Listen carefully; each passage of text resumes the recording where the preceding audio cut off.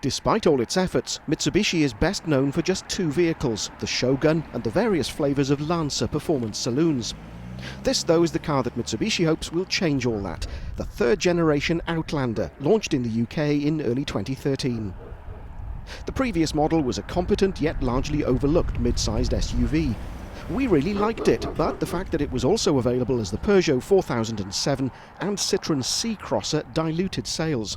This car will only be sold by Mitsubishi, and we reckon that decision will pay dividends for the Japanese manufacturer. All-round visibility is good, as is the driving experience, even if the power steering feels a little on the over-assisted side.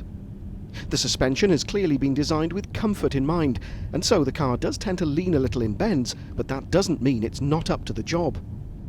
The Mark III Outlander is slightly quicker at the 0-62 sprint than its predecessor, but that's not the point of a vehicle like this. What will matter to potential buyers is improved economy and reduced CO2 emissions, and it delivers on both counts. The test car with an automatic gearbox returns nearly 50 mpg and emits 153 grams per kilometre of CO2, but opting for the manual box will improve those figures still further. Looks-wise, the Outlander is a little more generic than the old model, although the new design means it's more aerodynamic, and it's the first vehicle to get Mitsubishi's new front end. Lift the tailgate, powered on the test car, and there's a useful load area. Alternatively, there's the option of lifting two extra seats hidden in the boot floor to turn it into a 7-seater. There's also a fair amount of room in the passenger cabin, front and rear, but the biggest surprise, for me at least, was the feeling of quality, with soft-touch plastics along with big chunky buttons.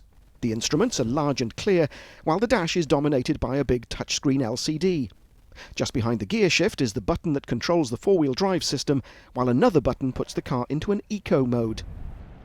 From launch, there's just one engine on offer, a 2.2-litre turbo diesel. But there's a plug-in hybrid version of the Outlander that'll offer the equivalent of over 150 mpg and an emissions figure of 50 grams per kilometre.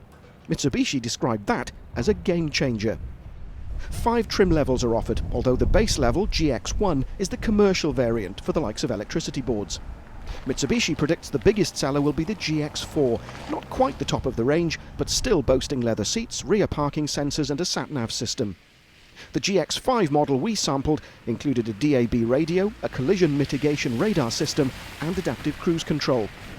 Even the base GX2 models come well equipped, however, with cruise control and air conditioning, but they're only available with 5 seats. All the other Outlanders get the extra pair.